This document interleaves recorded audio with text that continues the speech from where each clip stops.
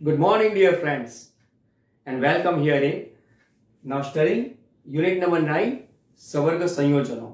So now first of all, we studying દ્વિક્ષાર અને સંકીર્ણનો તફાવત શું છે.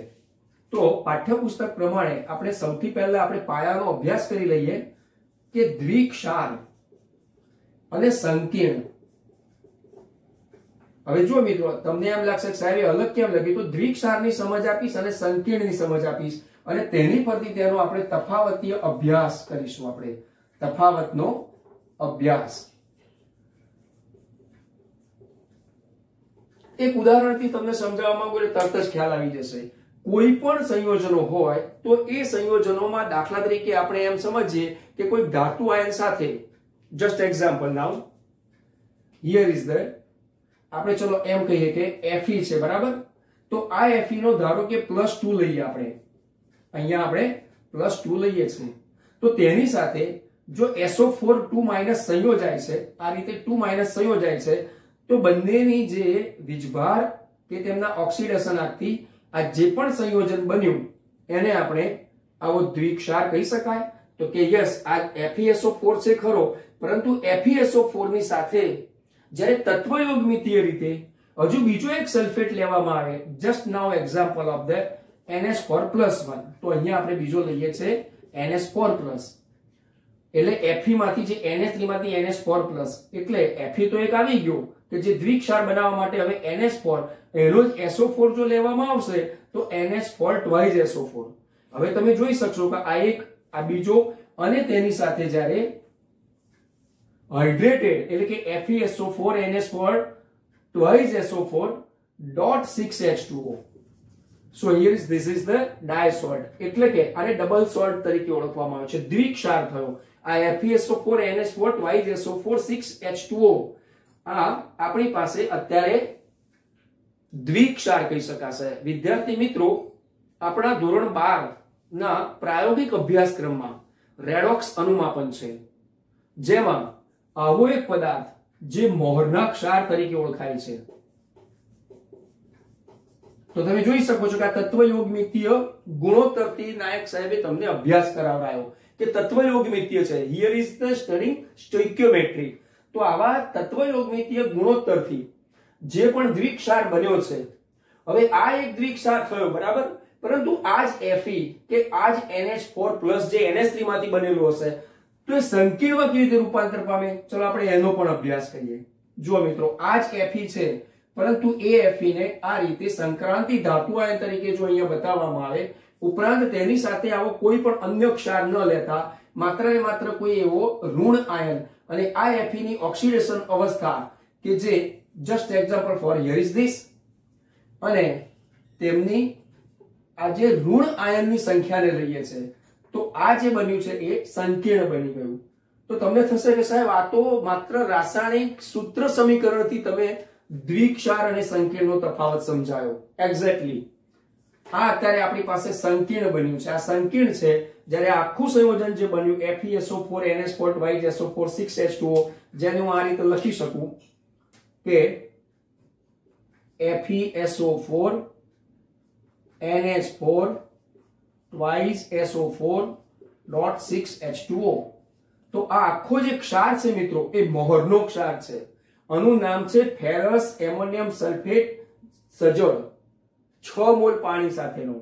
આ એક એવો રિડક્શન કરતા પદાર્થ છે કે જેનું ઓક્સિડેશન થવાનું છે. શેમાં? તો Fe નું +2 નું, આ Fe2+ જે આપણે અહીંયા લીધો તો એનો +3 માં જ્યારે ઓક્સિડેશન કરનારો પદાર્થ થશે, એ પદાર્થ આપણા પ્રાયોગિક અભ્યાસક્રમમાં KMnO4 છે. અત્યારે તેની જરૂરિયાત નથી, મેં તમારી આગળ ચર્ચા કરી KMnO4 ની. તો આ એક રિડક્શન કરતા કે જે દ્વિક્ષાર તરીકે, તો દ્વિક્ષાર શું છે એની આપણે સમજ મેળવી, અને એવા જ એક સંક્રાંતિ ધાતુ આયનથી તમે જોઈ શકો છો કે આ સંક્રાંતિ ધાતુનો આયન આમાં Fe છે, આમાં Fe છે. Here is the Fe2+, also here is the Fe2+, કારણ કે તમે ધોરણ 11 માં ઓક્સિડેશન આંકની ગણતરીનો મુદ્દો સમજીને આવેલા છો. So dear friends, here is the +2 and also here is the +2. એટલે આ એક સંકીર્ણ બન્યું છે અને આ એક સંકીર્ણ, આ એક દ્વિક્ષાર છે, જ્યારે આ સંકીર્ણ ક્ષાર છે. હવે આનો બહુ મહત્વનો તફાવત મિત્રો એ છે, જે કાળા કલરની પેનથી તમને લખી બતાવું કે દાખલા તરીકે આને આપણે પાણીમાં દ્રાવ્ય કરીએ તો પાણીમાં દ્રાવ્ય કરતા જ્યારે પાણીમાં નાખીશું તો તેના આયનોમાં આ જે ક્ષાર છે ને મિત્રો એ એના આયનોમાં વિયોજિત થશે, વિયોજિત પામે છે. તો આમાં તો એના આયનોમાં વિયોજિત નહીં થઈ શકે, પરંતુ હા એટલું ચોક્કસ છે કે FeCN6 અને ઉપર 4- એ એના Fe કે એના K+ સાથે કે તેના Cn- સાથે એ તે પોતે વિયોજિત પામતો નથી. ધેટ મીન્સ અહીંયા જો આપણે લખવું હોય તો આ રીતે FeCN6. હવે આની પર વીજભાર કેટલો? તો +4 હતો. તો that means here is this is the 4-. તો આમાં એનો Fe જે છે એ Fe2+ તથા આ જે Cn છે એ Cn- માં વિયોજિત પામતા નથી. જુઓ મિત્રો, આ એનો બહુ જ અગત્યનો મુખ્ય ડિફરન્સ છે. Here is the differences the double salt and the complex compound. મિત્રો, આ દ્વિક્ષાર અને સંકીર્ણ માટેનો ખૂબ અગત્યનો અને ગહન એવો અભ્યાસ છે તમને કરાયો છે. તો આ જે દ્વિક્ષાર એ આપણા રેડોક્સમાં ઉપયોગી છે. ઉપરાંત સંકીર્ણ કે જે અકાર્બનિક રસાયણ વિજ્ઞાન તેમજ જૈવિક અકાર્બનિક રસાયણ વિજ્ઞાનની કરોડરજ્જુ સમાન છે, આધાર સ્તંભ છે, અને એના પર હવે આપણે આગળ અભ્યાસ કરવાનો છે. કારણ કે આપણું પ્રકરણ કે જે એકમ છે એ પણ સવર્ગ સંયોજનો છે, સંકીર્ણ સંયોજનો. તો સંકીર્ણ સંયોજનોના હવે લાંબા અભ્યાસ માટે, ઊંડાણભર્યા અભ્યાસ માટે એમાં કેટલાક પદ આવે છે. જસ્ટ એક્ઝામ્પલ, તમે અત્યાર સુધીના 2 લેક્ચર્સમાં, ગત 2 લેક્ચર સુધીમાં તમે નાયક સાહેબને સાંભળ્યા કે એમાં જે પણ ચોરસ કૌંસમાં મધ્યસ્થ પરમાણુ છે એને આપણે સંક્રાંતિ ધાતુ આયન અથવા તો કેન્દ્રસ્થ ધાતુ આયન કે કેન્દ્રસ્થ ધાતુ પરમાણુ આવું કહી શકાય. અને એની સાથે જોડાનારો જે દ્વિતીયક સંયોજકતાથી, વર્નરના સિદ્ધાંત પ્રમાણે શું કહીશું આપણે? દ્વિતીયક સંયોજકતાથી જોડાનારો તટસ્થ અણુ કે ઋણાયન. આ ઋણાયન છે, આની જગ્યાએ તટસ્થ અણુ પણ હોઈ શકે. તો આવા આજે M+ અને L એટલે કે લિગેન્ડ, તો આવા લિગેન્ડ ધાતુ પરમાણુ જેને આપણે કેન્દ્રસ્થ ધાતુ પરમાણુ કહી શકીએ, કેન્દ્રસ્થ પરમાણુ કહી શકીએ છીએ, કેન્દ્રસ્થ ધાતુ આયન કહી શકીએ છીએ. આવા એક બે પર્યાય નથી. એક પર્યાય એવો પણ છે સવર્ગાંક. એક શબ્દ મેં તમને વચ્ચે અભ્યાસ કરાવડાવી ગયો હતો ગત લેક્ચરમાં કે જેને આપણે હેટ્રોલેપ્ટિક, હોમોલેપ્ટિક, આવા કેટલાક પર્યાય છે. આ પર્યાયને આપણે અભ્યાસ કરવો જરૂરી છે. તો ચાલો ત્યારે આપણે આવા સવર્ગ સંયોજનોમાં ઊંડો અભ્યાસ કરવા, લાંબો અભ્યાસ કરવા કેટલાક પર્યાયોને સમજવા પડશે. 9.2 નંબરનો મુદ્દો એટલે કે સવર્ગ સંયોજનોના અભ્યાસ માટે ઉપયોગી અગત્યના પર્યાય. મિત્રો, હજુ પણ હું તમને એક ચોખવટ કરું કે પર્યાય છે, પણ આને ચોક્કસ પદ પણ કહી શકાય. કેટલા પદ અને પદના અર્થઘટનની સમજણ પડશે અને એની સમજૂતી હવે આપણે લેવાની રહી. તો આવા જે પર્યાય છે કેટલા, તો હવે એને ફ્લો ચાર્ટ દ્વારા હું તમને સમજાવવા માંગુ છું. આપણી પાસે ઘણા એવા પર્યાય છે આપણા પાઠ્યપુસ્તકના અભ્યાસક્રમ મુજબ, એટલે થોડાક નાના અક્ષરોથી અને ટૂંકાણમાં તમે સમજી શકો એ રીતે તમને અહીં ગહન અભ્યાસ કરવા માંગીશ. સો ફર્સ્ટ ઓફ ઓલ, પહેલો જે છે એને આપણે સવર્ગ સ્પીસીઝ કહીશું. સ્પીસીઝ એક સમુદાય છે. ત્યારબાદ બીજો જે છે એને આપણે મધ્યસ્થ પરમાણુ કે આયન તરીકે પણ ઓળખીએ છીએ, જેની હમણાં આપણે વાત કરી. ત્યારબાદ ત્રીજો જે છે એને લિગેન્ડ તરીકે ઓળખીશું કે લિગેન્ડ એટલે શું. ચોથો છે એને આપણે સવર્ગાંક તરીકે ઓળખીશું કે સવર્ગ આંક કોને કહેવાય, જેનો અભ્યાસ ગત લેક્ચરમાં આપણે કરી ગયા છે. ત્યારબાદ પાંચમો જે પર્યાય છે તે છે સવર્ગ પ્રભાવી ક્ષેત્ર એટલે કે પ્રભાવ ક્ષેત્ર. સવર્ગ પ્રભાવ ક્ષેત્ર કેવું હોવું જોઈએ? બહુ સરળ છે અભ્યાસ, માત્ર એના નામ પરથી ગભરાવાની કોઈ જરૂર નથી મિત્રો. ત્યારબાદ છઠ્ઠો છે, 1 2 3 4 5 પતી ગયા. છઠ્ઠો છે એને આપણે સવર્ગ બહુફલક કહીએ છીએ. સવર્ગ બહુફલક. શબ્દોથી ગભરાતા નહીં મિત્રો, એની સમજણ આપીશ એટલે તમને થશે કે સાહેબ આ તો તમે લગભગ તમારી આ પ્રકરણની પ્રાસ્તાવિકતા સમજમાં અભ્યાસ કરાવ્યો છે. તો સવર્ગ બહુફલક પછી સાતમો આવશે 1 2 3 4 5 6 પતી ગયા આ સાતમો જી જે પાઠ્યપુસ્તકમાં સ્મોલ જી થી ઓળખાયો છે તેને મધ્યસ્થ પરમાણુનો ટૂંકમાં લખું છું મિત્રો ઓક્સિડેશન આંક જે હમણાં જ આપણે આ લેક્ચરની શરૂઆતમાં ના કીધું Fe2+ હોઈ શકે Fe3+ હોઈ શકે જે આપણે ફાઇન્ડ આઉટ કરવાનો છે તે ઓક્સિડેશન આંક છે અને છેલ્લો સાતમો છે આઠમો છે 1 2 3 4 5 6 7 અને 8 H પાઠ્યપુસ્તકમાં સ્મોલ h થી બતાવ્યો છે અને તે છે હોમોલેપ્ટિક અને હિટરોલેપ્ટિક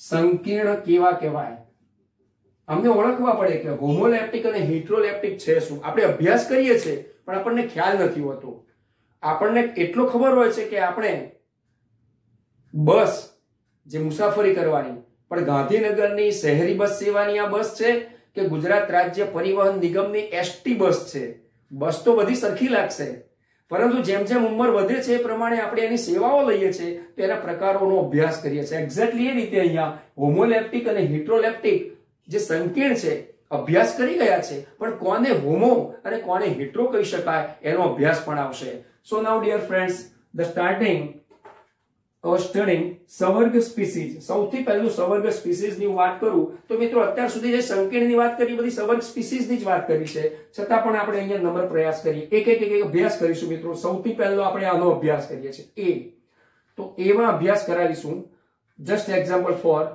હું તમને લખી આપું કે COCl3 NH3 થ્રાઇસ બરાબર ચલો આ એક સંયોજન લખ્યું ચલો આમાં આ જે છે એ મધ્યસ્થ પરમાણુ છે એટલે જુઓ મધ્યસ્થ પરમાણુ કે આયન એટલે આમાં આવી ગયો પાછો here is this is the completed now મધ્યસ્થ પરમાણુ આને કહી શકાય જે m તરીકે ઓળખાય પરંતુ એકલો m નથી આયન બને છે એ પરમાણુ પણ હોઈ શકે અને આયન પણ હોઈ શકે તો અહીંયા m જે છે એને પ્લસ તરીકે લઈએ આયન તરીકે કેમ કારણ કે તેની અંદર તેનો વીજભાર કેટલો છે હવે આપણે શોધવો રહ્યો just example four here is this CO તો આનો ઓક્સિડેશન આંક નક્કી કરો કોબાલ્ટનો તો ચલો NH3 માટે તો શું થશે તટસ્થ અણુ છે એટલે 0 0 × 3 બરાબર 0 પરંતુ અહીંયા Cl જે છે એ લિગેન્ડ તરીકે છે કારણ કે ગત લેક્ચરમાં આપણે અભ્યાસ કરી ગયા તો લિગેન્ડ ચલો આનો પણ અભ્યાસ જોડે જોડે આવી ગયો મિત્રો ક્લિયર છે તો આ લિગેન્ડનો અભ્યાસ હા લિગેન્ડના પ્રકારોનો અભ્યાસ આપણે આમાં અલગ કરીશું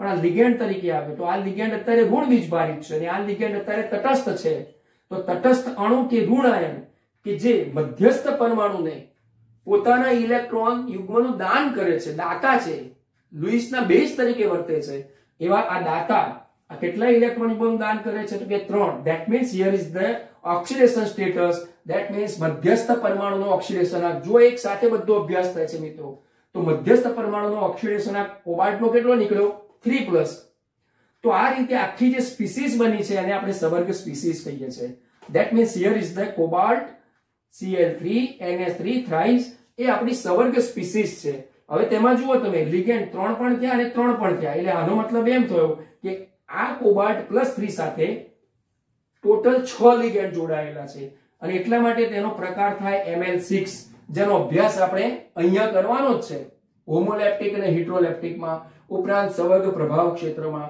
પણ એનો અભ્યાસ આપણે અલગ કરીશું જેટલો અભ્યાસ સરળતાથી સમજી શકાય છે તેટલો જો અમે ટીક માર્ક કરી છે 1 2 3 અને 4 ચાર મુદ્દાઓની પ્રાથમિકતાનો અભ્યાસ એક જ ઉદાહરણ પરથી તમને નાયક સાહેબ સમજાવી શકે છે ઓકે ને તો આ પ્રમાણે આવું કોઈ પણ સ્પીસીઝ હોય જસ્ટ એક્ઝામ્પલ ચાલો એક બીજી સ્પીસીઝની વાત કરું લાલ પેનથી હું તમને સમજાવું દાખલા તરીકે આપણે લઈએ હવે એક એવું ઉદાહરણ લઈએ છીએ જુઓ K4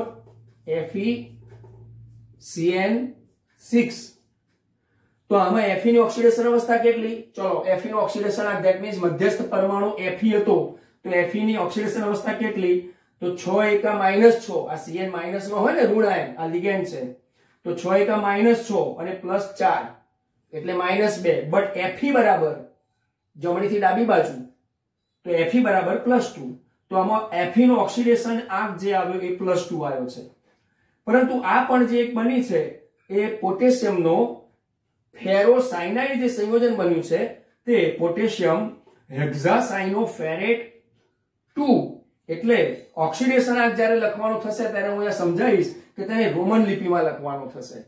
એટલે રોમન લિપિમાં જ્યારે મધ્યસ્થ પરમાણુ ઓક્સિડેશન આંક શું લખીએ છીએ તેની ટૂંકી સમજ વળી પાછા એક મુદ્દામાં આપણે આગળ વધીશું. But here is the now completed the studying સવર્ગ સ્પીસીઝ. તો આ બધી સવર્ગ સ્પીસીઝ કહેવાય કે જે સવર્ગ સહસંયોજક બંધથી જોડાયેલી છે. તો સવર્ગ સહસંયોજક બંધ આમના વચ્ચે જોડાયેલો હોય છે જ્યાં M અને L હોય છે.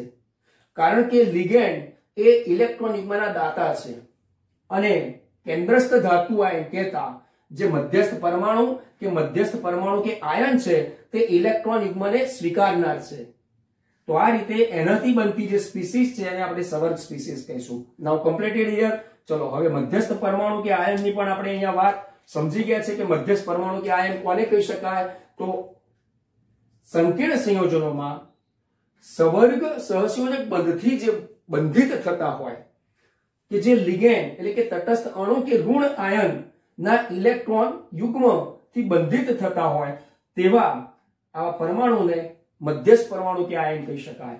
નાઉ લિગેન્ડ. તો લિગેન્ડ શું છે? મધ્યસ્થ પરમાણુ સાથે જે પણ તટસ્થ અણુ કે ઋણ આયન પોતાના ઇલેક્ટ્રોન યુગ્મનું દાન કરીને બંધિત થતા હોય છે તેવા તટસ્થ અણુ કે ઋણ આયનને લિગેન્ડ કહેવામાં આવે છે. એટલે અહીંયા આપણે થોડો અભ્યાસ ઊંડો સ્ટાર્ટ કરીએ છીએ. So now here is this is the remove the part. હવે આપણે કહીશું આ સમજી ગયા પછી સીધો ટોપિક સી લઈશું. તો સી ટોપિકમાં આપણે મિત્રો ભણીએ લિગેન્ડ વિશે શું કહેવા માંગીએ છીએ. તો લિગેન્ડ એ અભ્યાસની રીતે સમજવામાં તમને ટૂંકું વાક્ય લાગે છે કે મધ્યસ્થ પરમાણુ કે આયન સાથે સવર્ગ સહસંયોજક બંધ રચી શકતા એવા તટસ્થ અણુ કે ઋણ આયનને, એટલે કે જે તટસ્થ અણુ છે કે ઋણ આયન છે તે ઇલેક્ટ્રોનનું દાન કરે છે. Just example for here is this. લિગેન્ડમાં વાત કરીએ તો એક ઉદાહરણ આપવા માંગુ છું કે K4 Fe CN6. જુઓ મિત્રો, હવે આમાં અત્યારે આ જે Cn- છે 6 ઇલેક્ટ્રોન યુગ્મનું દાન કરે છે. તો આ લિગેન્ડ થયો છે. હવે આમાં તટસ્થ અણુ પણ હોઈ શકે. Just example for here is this Fe NS3 6 3+. તમને થશે સાહેબ ઉપર આમાં ક્યાંય ઉપર વીજભાર ના લખ્યો અને અહીંયા કેમ વીજભાર લખ્યો? તો જુઓ મિત્રો, અહીંયા કોઈ સાદો એક એવો આયનીકરણ થયેલો એક ધન આયન છે કે જેના કારણે અહીંયા M અને L વચ્ચેના M નો ઓક્સિડેશન આંક નક્કી કરી આપે છે. એવું અહીંયા નથી. તો Fe જે છે એ અત્યારે મધ્યસ્થ પરમાણુ છે પણ NS3 જે છે પાછો તટસ્થ લિગેન્ડ છે એટલે 0 થશે તેનો ઓક્સિડેશન આંક. તો 6 × 0 = 0. તો Fe એ માત્ર પરમાણુ છે તો કેના એની પર વીજભાર છે. તો આખા સંકીર્ણ આયન જે છે આ આખું આયન થયું વીજભારયુક્ત. તો એમાં Fe નો +3 ઓક્સિડેશન આંક છે. પણ આપણે મુદ્દો શું લીધો છે અત્યારે સમજવામાં? લિગેન્ડ. તો here is this is the ligand. તો આ ઋણ વીજભારિત લિગેન્ડ છે એટલે આમાં જો કહીએ તો ઋણ વીજભારિત લિગેન્ડ. ઓકે, ટૂંકમાં લખું છું વીલી એટલે કે વીજભારિત લિગેન્ડ. જ્યારે આમાં તટસ્થ લિગેન્ડ છે. એટલે જુઓ મિત્રો, લિગેન્ડમાં પહેલા તો મેં બે રીતે તમને અભ્યાસ કરાવ્યો. લિગેન્ડ ઋણ વીજભારિત પણ હોઈ શકે, લિગેન્ડ તટસ્થ પણ હોઈ શકે. મિત્રો આનાથી પણ હજુ આગળની કોઈ શાખાઓમાં તમે જશો જ્યારે અભ્યાસ કર્યા પછી 12મા ધોરણ પછી તો ધન વીજભારિત પણ હોઈ શકે, નાઇટ્રોસોનિયમ આવા પ્રકારના. તો અહીંયા અત્યારે માત્ર આટલો જ અભ્યાસ કરીશું કે કેન્દ્રસ્થ ધાતુ આયન અથવા તો મધ્યસ્થ પરમાણુ કે આયન સાથે જોડાતા બંધિત થતા કે જે ઇલેક્ટ્રોન યુગ્મનું દાન સ્વીકારનાર છે પોતે અને આ ઇલેક્ટ્રોન યુગ્મનું દાન કરનારા છે. તો એવા ઋણ વીજભાર લિગેન્ડ પણ હોઈ શકે અને ધન વીજભાર પણ લિગેન્ડ હોઈ શકે. ઓકે, હવે આપણે થોડીક એવી વાત પર જઈશું. અહીંયાથી હું આને રિમૂવ કરીને આ ઉદાહરણ પર સમજાવું છું કે લિગેન્ડમાં પણ પ્રકારો કેવા હોય છે. તો દાખલા તરીકે એના માટે એક ઉદાહરણ આપવા માંગુ છું કે નાયક સાહેબને 1 લાખ રૂપિયાની જરૂર પડી છે. મિત્રો ઉદાહરણ આપું છું, ગભરાતા નહીં. 1 લાખ રૂપિયાની નાયક સાહેબને જરૂર પડી. 5 વ્યક્તિઓ એમની પાસે એવા છે, એમાંના એક વ્યક્તિ પોતે જ 1 લાખ રૂપિયા આપી શકે છે. તો બોલો નાયક સાહેબે બીજા 4 વ્યક્તિ પાસે જવાની જરૂરિયાત ખરી કે ના? પરંતુ નાયક સાહેબને ખબર પડી કે હું આ વ્યક્તિ પાસેથી સીધે સીધા 1 લાખ રૂપિયાનું દાન લઈ લઉં એના કરતા પાંચે જણા પાસેથી હું 20,000 નું દાન લઈ લઉં તો બોલો થઈ ગયું ને? પણ નાયક સાહેબે આ પાંચે જણ સાથે 20,000 થી જોડાવવું પડશે.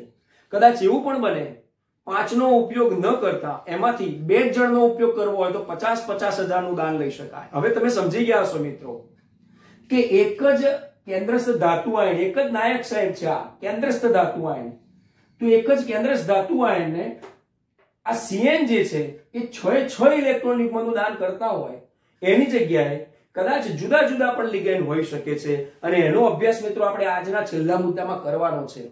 પણ અહીં આ મુદ્દાને આપણે અત્યારે લેતા નથી, માત્ર ને માત્ર લિગેન્ડના પ્રકારો તરફ જઈએ છે. તો આ એક જ લિગેન્ડ છે જે 6 પોતાની સંખ્યા છે અને એટલા માટે આવા ઋણ વીજભારિત કે તટસ્થ લિગેન્ડ હોય, પરંતુ તેમનો પહેલો પ્રકાર પડશે કે કોઈ પણ ઋણ વીજભારિત કે તટસ્થ એવો અણુ, તટસ્થ અણુ કે ઋણ વીજભારિત આયન માત્ર એક જ ઇલેક્ટ્રોન યુગ્મનું દાન કરી શકે. Now just here is for Cn NH3 જુઓ આ રીતે, અથવા તો OH- છે ને, આ બધા એક જ ઇલેક્ટ્રોન યુગ્મનું દાન કરી શકે છે. ત્યારબાદ Cl- આવા બધા આ ઋણ વીજભારિત છે, આ ઋણ વીજભારિત છે, આ પણ ઋણ વીજભારિત છે. એ પ્રમાણે દાખલા તરીકે કહીએ તો બીજું CH3NH2 મિથાઇલ એમાઇન છે જેની પર અત્યારે તટસ્થ આ અણુ થઈ ગયો, પરંતુ નાઇટ્રોજન બેઝ નો આપણે કહીએ તો તેની પર અબંધકારક એક ઇલેક્ટ્રોન યુગ્મ છે. એ પ્રમાણે હજુ પણ આપણે જો બીજી વાત કરીએ તો SCN છે ને, કે જ્યાં આપણે સવર્ગ પ્રભાવ ક્ષેત્રથી લઈ સવર્ગ બહુફલક સુધી પણ આ બધી જ વાત કરવાની છે. આવા મધ્યસ્થ પરમાણુના ઓક્સિડેશન આંક વિશે પણ વાત કરવાની છે. તો આમાં પણ નાઇટ્રોજન છે જુઓ. એ ઉપરાંત હું આવી પણ વાત કરી શકું NO2- કે જ્યાં આગળ પોતે માઇનસ છે પણ એ નાઇટ્રોજન બેઝ છે. તો આવી રીતે બધા એક જ ઇલેક્ટ્રોન યુગ્મનું દાન કરી શકે. એ ચાહે પછી તટસ્થ હોઈ શકે કે ચાહે પછી આવા ઋણ વીજભારિત હોઈ શકે. તો એમને આપણે શું કહીશું? એકદંતીય લિગેન્ડ. મિત્રો આ બધા એકદંતીય લિગેન્ડ છે. મોનોડેન્ટેન્ટ. હવે તમને થશે એકદંતીય એટલે સાહેબ ના, કોઈ પણ તટસ્થ અણુ કે ઋણ વીજભારિત આયન એટલે કે લિગેન્ડ. હવે આપણે લાંબુ વાક્ય નહીં બોલીએ, તટસ્થ અણુ કે ઋણ વીજભારિત આયન. હવે આપણે લિગેન્ડ શબ્દ વાપરીશું. ફાવશે ને મિત્રો? તો આવો લિગેન્ડ, જે લિગેન્ડ મધ્યસ્થ પરમાણુ કે આયનને એક ઇલેક્ટ્રોન યુગ્મનું દાન કરી શકે તેને એકદંતીય લિગેન્ડ તરીકે ઓળખવામાં આવે છે. બરાબર મિત્રો? આમાં આટલી સમજણ પડી ગઈ. હવે આવા ઉદાહરણથી ન સમજાવતા બાકીના જેટલા પ્રકાર છે તેને હું આ રીતે સમજાવવા માંગુ છું. બીજા નંબરે જો લઈએ, just example for here is this SO4 2-, C2O4 2-. જો આ રીતે વાત કરીએ તો CH2 NH2 CH2 NH2. so here is this એક અબંધકારક ઇલેક્ટ્રોન યુગ્મ. જો એક NH2 પાસે એક અબંધકારક ઇલેક્ટ્રોન યુગ્મ દાન કરવા માટે છે, that means મિથાઇલ એમાઇન છે. so here is this is the ethylene diamine. એને ટૂંકમાં આવું લખાય છે, આપણા આ એકમના અભ્યાસથી એને EN તરીકે ઓળખીશું. but this is the IUPAC name of the numerical letters ethane 1,2 diamine. આ ઇથેન છે, પહેલા અને બીજા બંને કાર્બન ઉપર બે એમાઇન છે, તો ઇથેન 1,2 ડાયએમાઇન થશે ને આવું. તો આ પ્રમાણે એનું નામ. તો તમે મિત્રો જોઈ શકો છો ઋણ વીજભારિત અહીંયા તટસ્થ અણુ છે પરંતુ એક સાથે બે ઇલેક્ટ્રોન યુગ્મનું દાન કરે છે. આ પણ બે ઇલેક્ટ્રોન યુગ્મનું દાન કરે છે. તો આવા લિગેન્ડને આપણે શું કહીશું? આવા લિગેન્ડને આપણે દ્વિદંતીય કહીશું. દ્વિદંતીય લિગેન્ડ જે તટસ્થ પણ હોઈ શકે અને ઋણ વીજભારિત પણ હોઈ શકે. હજુ તો લિગેન્ડમાં બીજા પણ પ્રકારો છે, પ્રબળ લિગેન્ડ અને નિર્બળ લિગેન્ડ, પણ એ આપણે આ અભ્યાસ પછી, અત્યારે આપણે પર્યાય અભ્યાસ કરીએ છીએ, કેટલાક પદની માહિતી આપણે આપી રહ્યા છે. તો અત્યારે આ દ્વિદંતીય લિગેન્ડ છે. હવે મિત્રો આને થોડુંક અહીંયા આ બોર્ડ પરથી રિમૂવ કરી અને આગળના બીજા કેટલાક લિગેન્ડની અભ્યાસની વાત કરીશ. તો આવા પણ લિગેન્ડ આવશે. મિત્રો હવે તમે નામ તો જાણી ગયા કે એક ઇલેક્ટ્રોન યુગ્મનું દાન થતું હોય તો એકદંતીય, ચાલો બે કે દ્વિદંતીય, ચલો એક સાથે 3 ઇલેક્ટ્રોન યુગ્મનું દાન થતું હોય તો એક સાથે 3. નાઉ હિયર ઇઝ સ્ટાર્ટિંગ.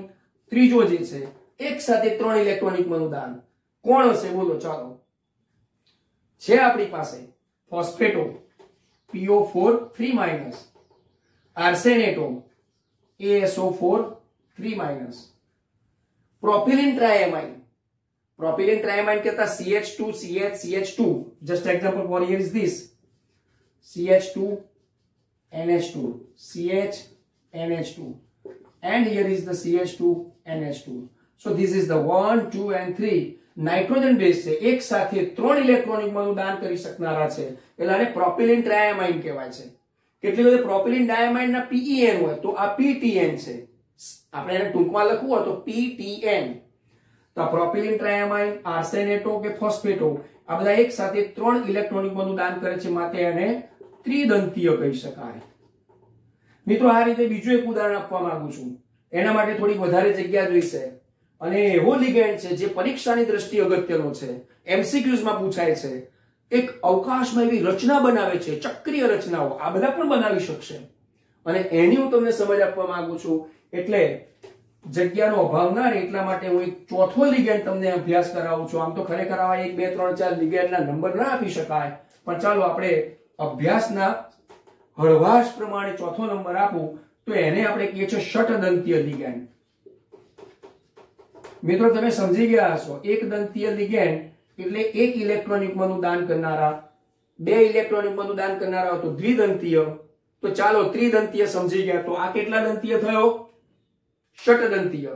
એટલે કે એક સાથે 6 ઇલેક્ટ્રોનિકમાંનું દાન કરે છે અને એમાં પાછા ઋણ આયન અને તટસ્થ અણુ બંને આવી જાય છે.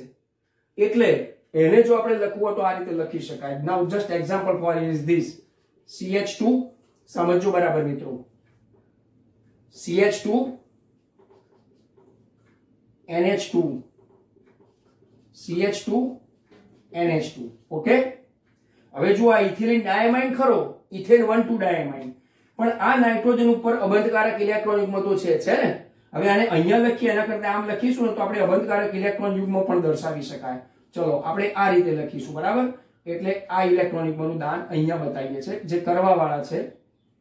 હવે અહીંયા પણ આ રીતે લખી શકાય. ચલો આ તટસ્થ પ્રમાણે તો એક આવી ગયો ઇથેન 1 2 ડાયમાઇન, એટલે દ્વિદંતીય તો આવી ગયો. હવે આ એમિનો જે છે NH2 જે પ્રોટીન કહી શકાય. હા, એ પણ એક વાત અહીંયા કરવી જરૂરી હતી, કારણ કે આપણે જ્યારે લિગેન્ડનો અભ્યાસ કરતા હોઈએ ત્યારે કેટલાય એવા પ્રોટીન વાળા છે કે જે લિગેન્ડ, તો તમે સમજી શકો છો કે એમિનો ગ્રુપ છે. તો NH2 માના આ 2 હાઇડ્રોજનનું વિસ્થાપન અહીંયાથી 2 અને અહીંયાથી 2, તો હું લાલ કલરની પેનથી સમજાવવા માંગુ છું. જુઓ, આ 2 હાઇડ્રોજનનું વિસ્થાપન ક્રમશઃ આ રીતે CH3 COO- CH3 COO-. સમજ્યા મિત્રો? એટલે એક ઋણ વીજભારિત, બીજો ઋણ વીજભારિત. આને એસિટેટ કહીએ છે ને, જે CH3 COOH એસિટિક એસિડ, એમાંથી એક H+ નું આયનીકરણ થાય એટલે કોણ ઋણ વીજભારિત બન્યો? CH3 COO-. તો એવો એક એસિટેટ, આ બીજો acetate. Exactly here is this, આ એક એસિટેટ અને આ બીજો એક એસિટેટ. સો નાઉ 1 2 3 and 4 ઋણ વીજભારિત કેટલા થયા? 4 અને તટસ્થ કેટલા થયા? 2. તો એક સાથે આ લિગેન્ડ એક સાથે 6 ઇલેક્ટ્રોનિકમાંનું દાન કરી શકશે મિત્રો, અને માટે તેને ષટદંતીય કહેવામાં આવે છે. હવે તમે જુઓ, જ્યારે પણ આપણે કોઈ કેન્દ્રસ્થ ધાતુ પરમાણુ હોય, just example for here is this, આવી રીતે આપણે M+ મૂકીએ તો એની ચક્રીય રચના બનાવશે. આ છે ને એ આ રીતે આમ કરીને ચક્રીય રચના બતાવશે, અહીંયાથી આમ ચક્રીય રચના બતાવશે. આવી ચક્રીય રચના થાય છે. એટલે આ જે લિગેન્ડ છે ષટદંતીય લિગેન્ડ, એ ષટદંતીય લિગેન્ડને આપણે એક રસાયણ વિજ્ઞાનમાં આપણા અભ્યાસના આ એકમમાં કિલેટ લિગેન્ડ કહેવામાં આવે છે. એનો સ્પેલિંગ તમે વાંચો ને તો કેટલાક વિદ્યાર્થી મિત્રોને કે ઇંગ્લિશ મીડિયમમાં ચિલેટ કહેવામાં આવે છે, but here is the now pronounce is કિલેટ.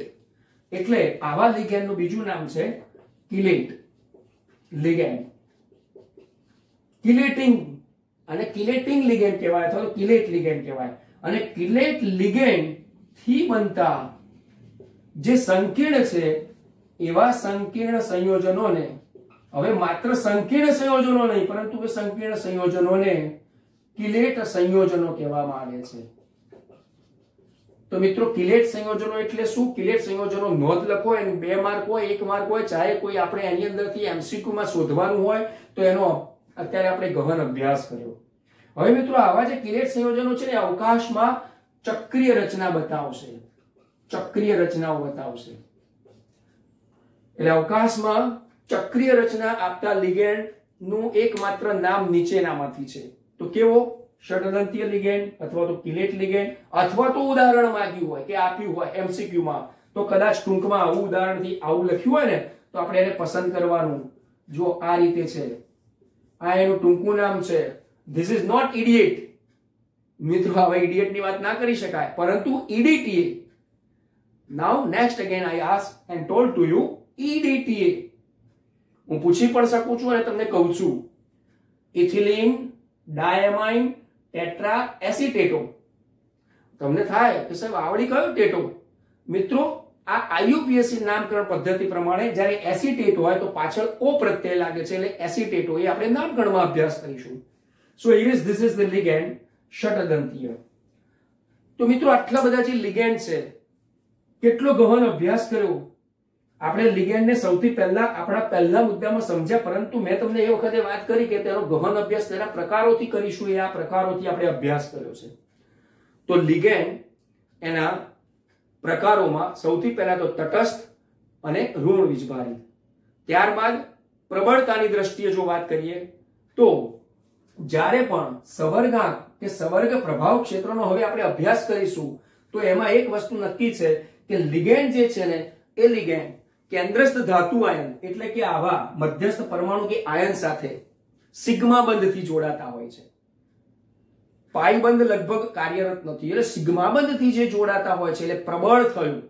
કારણ કે સિગ્મા બંધ એ પ્રબળ બોન્ડ છે અને pi, this is the primary bond, એ નિર્બળ બંધ છે. એટલે હા, એક વાત નક્કી છે કે લિગેન્ડને પણ પ્રબળતાની દ્રષ્ટિએ પ્રબળ લિગેન્ડ અને નિર્બળ લિગેન્ડ થી અભ્યાસ હવે પછીના આગળના અભ્યાસમાં આપણા પાઠ્યપુસ્તકમાં મધ્ય ભાગે આવશે, જેની મેં અત્યારથી તમને ધ્યાન દોર્યું.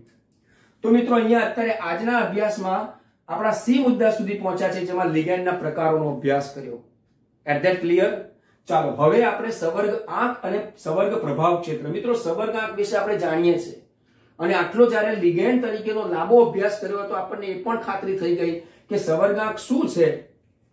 છતાં પણ આપણે સવર્ગ આંકથી માંડી સવર્ગ પ્રભાવ ક્ષેત્ર અને સવર્ગ બહુફલકનો અભ્યાસ આજના જ લેક્ચરમાં કરવા માંગીએ છીએ. So now starting the covalent numbers, એટલે કે સવર્ગ આંક. જેમ કે ઓક્સિડેશન આંક આપણે કહીએ છીએ ને, એ પ્રમાણે અહીંયા સવર્ગ આંકની વાત કરીશું.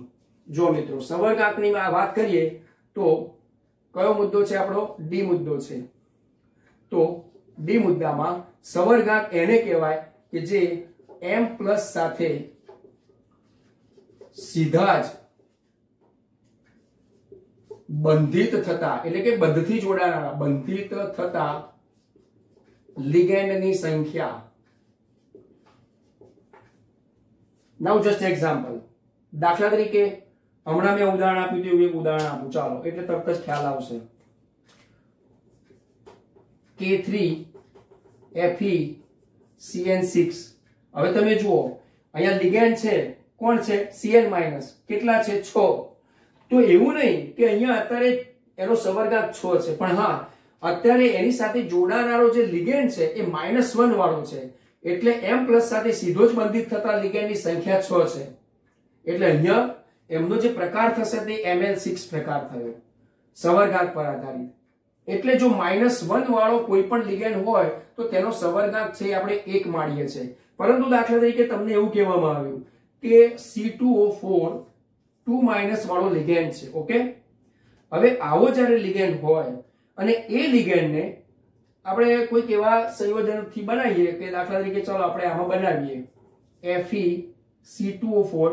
હવે 2- કાઢી નાખીએ, આપણે Fe ની 2+ તો લેવી છે ને, એટલે અહીંયા 2 મૂકી દઈએ. ચાલો, 2 પણ નહીં પણ 3 મૂકીએ. ઓકે, અને અહીંયા આપણે મૂકી દઈએ K3. જો છે K3, તો અહીંયા 3 દુ -6 માંથી 3 ગયા એટલે Fe નો +3. બંનેમાં ઓક્સિડેશન આંક સચવાઈ ગયો, પરંતુ અહીંયા જે સંયોજન બન્યું Ml6 હતું, એવું Ml6 નથી, પરંતુ C2O4 જે છે -2 વાળો છે. તો -2, પરંતુ એના લિગેન્ડ કેટલા છે? તો કે 3. તો અહીંયા કેટલો થયો? તો કે 6. તો આ પ્રમાણે મિત્રો તેના સવર્ગાંક નક્કી થશે. તો સવર્ગાંક એ શું છે? તો કે M+ સાથે, એટલે કે ધાતુ પરમાણુ કે તેના આયન સાથે, that means here is this, આ જુઓ વાદળી કલરની પેનથી હું તમને રાઉન્ડ કરી બતાવું છું. એવા ધાતુ પરમાણુ કે તેમના આયન સાથે સીધા જ બંધિત થતા લિગેન્ડની સંખ્યા છે ને, here is 3, here is the 1, એટલે કે 6 છે. તો આ પ્રમાણે તેનો સવર્ગાંક નક્કી થશે. આનો મતલબ એ થયો કે કેન્દ્રસ્થ ધાતુ પરમાણુ કે જે સંક્રાંતિ ધાતુ પરમાણુ અથવા તો તેનો ધાતુ આયન છે તેની સાથે જોડાનારી બંધિત થતી લિગેન્ડની સંખ્યા, અને એ જે લિગેન્ડની સંખ્યા છે મિત્રો એ સીધે સીધા ખરેખર તો સિગ્મા બંધની સંખ્યા.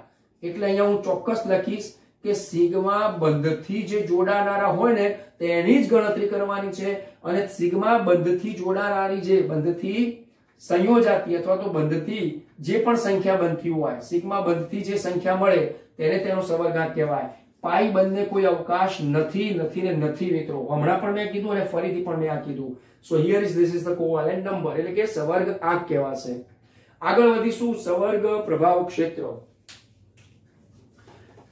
મિત્રો આ સવર્ગની વાત ચાલે છે એટલે સવર્ગના બધા જ મુદ્દાઓને એક સાથે આપણે કનેક્શન છે એમ માની આગળના ઈ ટોપિક, ઈ પર્યાય તરફ જઈએ છીએ. આ ઈ સવર્ગ પ્રભાવ ક્ષેત્ર શું છે મિત્રો? સવર્ગ પ્રભાવ ક્ષેત્ર કહેતા આ ઈ નો આપણે અભ્યાસ કરીએ છીએ. સવર્ગ પ્રભાવ ક્ષેત્ર. ચલો આના માટે પણ એક ઉદાહરણ તમને આપું. K4 FeCN6. હવે આમાં જે K4 છે, લાલ પેનથી તમને અંડરલાઈન કરી બતાવું તો વધારે ખ્યાલ આવશે. જુઓ આ K4 છે, એ K4 એ પ્રતિ આયન કહેવાય. આ પ્રતિ આયન છે. જ્યારે અત્યારે આ FeCN6 છે એ સવર્ગ પ્રભાવી ક્ષેત્ર કહેવાશે. તમામે તમામ પ્રભાવ ક્ષેત્ર કોની પર છે કે આની પર છે. અત્યારે હાલ આ ઓનલાઈન એજ્યુકેશન થી આ વિડિયો નિહાળી તમે તમારા બેડરૂમમાં બેઠા હોય કે ચાહે તમારા ડ્રોઈંગ રૂમમાં બેઠા હોય કે કોઈ પણ ખૂણે ખસકે બેઠા હોય કે ચાહે તમારા ગ્રામ્ય વિસ્તારના ગામડામાં લીમડાના ઝાડ નીચે બેઠા હોય, પણ તમારું પ્રભાવી ક્ષેત્ર કોણ છે? તમારું પ્રભાવી ક્ષેત્ર અત્યારે તમારી સામે નાયક સાહેબ ભણાવે છે. So here is this is the metal plus. એ ધાતુ પરમાણુ છે અથવા તો કેન્દ્રસ્થ ધાતુ પરમાણુ છે. બટ મીડિયા કોણ છે? તો તમારા હાથમાં રહેલો હેન્ડસેટ અને તમારું નેટવર્ક છે. એ ચાહે કોઈ પણ કંપનીનું તમારું નેટવર્ક હોઈ શકે. So this is the media and you are software. Here is this. તમે જોડાયેલા છો. તમે આજે જે વિદ્યાર્થી જોડાયેલા છો, ભૂતકાળમાં અમારી સાથે કોઈ અન્ય વિદ્યાર્થીઓ જોડાયેલા હતા, એ ક્યાંક ને ક્યાંક પાઈ બોન્ડ જેવા છે. તમે જોડાઈ વળી પાછા છૂટા પડી તમે તમારા સંયોજનો બનાવીને જતા રહો છો, અને અમે ત્યાં જ કેન્દ્રસ્થ તરીકે, એક શિક્ષક તરીકે વિદ્યાર્થીઓની જરૂરિયાત પૂરી કરીએ છીએ. પરંતુ જો વિદ્યાર્થીની ક્ષમતા હોય તો અને તો જ, અને માટે ક્ષમતાવાળા વિદ્યાર્થીઓ હોય તો ગુરુજનોએ પણ પોતાની ક્ષમતા બતાવવી પડતી હોય છે. બસ exactly that points here. Comparatively આપણે કહીએ તો આ ક્ષમતા અને જરૂરિયાત પર આધારિત છે. એટલે તમે જોઈ શકો છો કે જ્યાં કેન્દ્રસ્થ ધાતુ પરમાણુ કે તેનો આયન તેના લિગેન્ડ સાથે જોડાયેલો હોય તે આખું ક્ષેત્ર તેને પ્રભાવી ક્ષેત્ર કહેવાશે. અને સવર્ગ આંક પર આધારિત હોય છે માટે તેને સવર્ગ પ્રભાવી ક્ષેત્ર કહેવાય. અને તેની સાથે જોડાનારા આવા કેટલાક પ્રતિ આયન પણ હોઈ શકે. ક્લિયર થઈ ગયું મિત્રો? ચાલો નાઉ નેક્સ્ટ. હવે આપણે જે મુદ્દાનો અભ્યાસ કરીશું તે છે મધ્યસ્થ પરમાણુનો ઓક્સિડેશ સ્વાભાવિક સવર્ગ બહુફલક. હવે આપણે જઈએ છીએ આપણા સવર્ગ બહુફલક તરફ, જે F મુદ્દો છે. આપણે એની સિમિલરિટી રાખીએ વાદળી કલરની પેનથી. તો સવર્ગ બહુફલક શું છે? ચાલો હમણાં મેં તમને જે સંકીર્ણ પ્રકારોની વાત કરી એ અહીંયા આવશે. સવર્ગ બહુફલક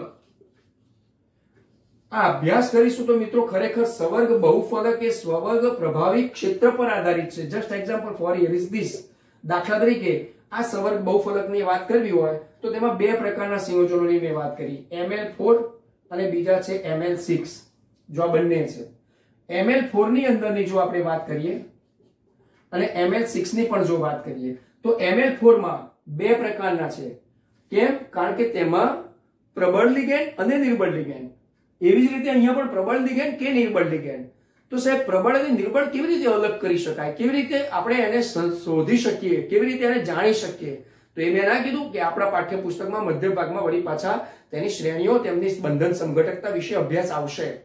પણ એટલું ચોક્કસ કહું અહીંયા બે ઉદાહરણ આપીને just example for is this NiCO4 બરાબર 2 plus and here is the K2NiCl4. ચલો આપણે આ બે લઈએ છે.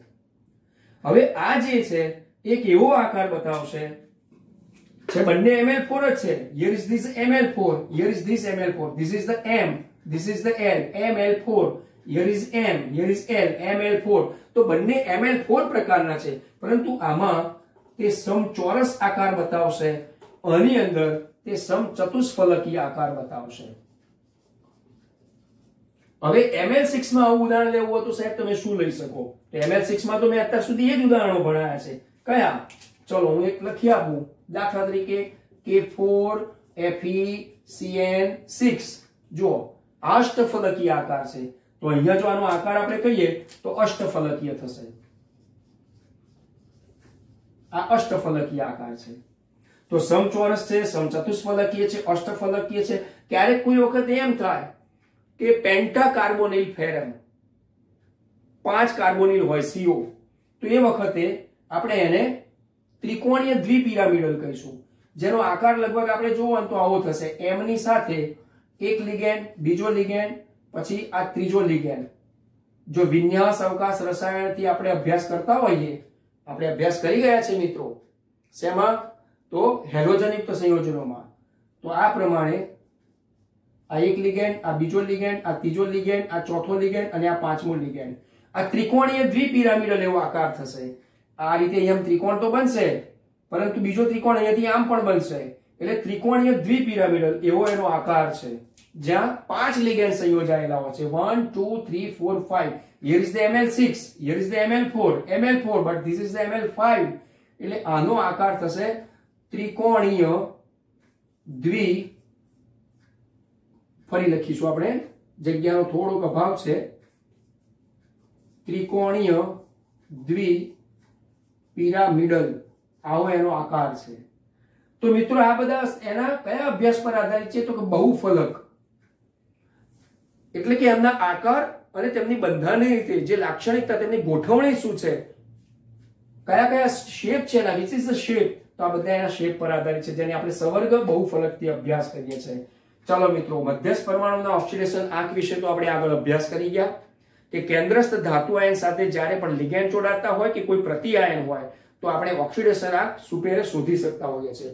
એટલે એની આપણે આગળ ચર્ચા કરી ગયેલા છે. એટલે હવે આપણે એને ફરીથી ચર્ચામાં લેતા નથી અને આજના લેક્ચર્સમાં જે તમામ મુદ્દાઓના પૂર્ણાહુતિ સ્વરૂપના એક મુદ્દો જે આપણે જાણતા હોઈએ છે, એને જોતા હોઈએ છે, પરંતુ ઓળખીને આને જ હિટ્રોલેપ્ટિક કહેવાય કે હોમોલેપ્ટિક કહેવાય ખબર નહોતી, એની હવે આપણે અંતિમ મુદ્દા તરફ જઈએ છે. તો H મુદ્દો, હોમોલેપ્ટિક અને હિટ્રોલેપ્ટિક શું છે. ચાલો હવે એક વાત કરું. K4FeCN6. વિદ્યાર્થી મિત્રો તમને થશે કે નાયક સાહેબ આજે તો K4FeCN6 જ ચલાવ્યું છે ઉદાહરણમાં, નહીં? પણ મિત્રો એ તમારા માનસપટ ઉપર એકવાર આવ્યું છે એટલે એનાથી સરળતાથી ઉદાહરણ સમજી શકાય, બાકી કોઈ પણ ઉદાહરણ લઈ શકાય. હવે જુઓ, એક જ પ્રકારનો લિગેન્ડ છે ને, તો જ્યારે એક જ પ્રકારનો લિગેન્ડ હોય તો ત્યારે ચાલો આપણે અહીંયા લખીશું ધાત્વિક પરમાણુ એટલે કે મધ્યસ્થ પરમાણુ કે આયન સાથે એક જ પ્રકારનો લિગેન્ડ છે અને લિગેન્ડ પણ કેવો છે તે પોતે એક જ, ઋણ આયન હોય તો ઋણ આયન કે તટસ્થ હોય તો તટસ્થ, પરંતુ એક જ પ્રકારનો જ્યારે લિગેન્ડ હોય તો તેને આપણે હોમોલેપ્ટિક કહીશું. એને આપણે હોમોલેપ્ટિક કહીશું. એક જ પ્રકારની જાતિ નથી કહેતા છે, તો એ રીતે જે સ્પીસીસ, તો એક જ પ્રકારનો લિગેન્ડ છે એને આપણે હોમોલેપ્ટિક કહેવાય. હવે આમાંથી જો હું એક આવું પણ બનાવી શકું K4FeCl3 and CN6. કેમ? કારણ કે મારે Fe ની ઓક્સિડેશન અવસ્થા જાળવવી છે માટે હું આવું લખું છું. તો જો અહીંયા બંને ઋણ આયનો છે અને બંને કેવા છે? અલગ અલગ છે. એ ઉપરાંત હું આવું પણ લખી શકું છું FeNS3 અહીંયા 2 છે ને, તો અહીંયા પણ 2 હતો ને, તો આપણે અહીંયા 2 પકડી રાખીએ છીએ તો 4NCN2. ચલો આ પણ થઈ ગયું. So here is this is the hydroleptic. જુદા જુદા પ્રકારના લિગેન્ડ આવશે. જુદા જુદા લિગેન્ડ થી આ બનનારા સંકીર્ણ સંયોજનો જેને આપણે હિડ્રોલેપ્ટિક કહીશું. આ બંને શબ્દો છે. તો વિદ્યાર્થી મિત્રો, લગભગ આજના આ લેક્ચરમાં તમે તમામ પર્યાય કે જે 8 પ્રકારના પર્યાયને સમજવાના છે, અને સમજ્યા પછી હવે આપણે સંકીર્ણ સંયોજનોના ઊંડાણભર્યા અભ્યાસમાં હવે ઉપયોગ કરવાનો છે. એટલે હું આશા રાખું છું, આગ્રહભરી અપેક્ષા રાખું છું કે આ તમામ પદો જે આજના અભ્યાસમાં કરાવેલા છે તેને પાઠ્યપુસ્તક સાથે રાખી આજના આ વિડિયો લેક્ચર્સને આજે કે ક્યારેક ભવિષ્યમાં વારંવાર જોયા પછી તમે એને સુપેરે અભ્યાસ કરો. અને નેક્સ્ટ લેક્ચરમાં હવે જ્યારે મળીશું ત્યારે આઈયુપીએસસી નામકરણ અને એવા કેટલાય સંયોજનો બને છે તેમાં ગહન અભ્યાસ કરીશું. તો આજના આ લેક્ચરને માં સરસ્વતીના ચરણોમાં સમર્પિત કરી અને નેક્સ્ટ લેક્ચરમાં મળીશું. ત્યાં સુધી wish you all the best.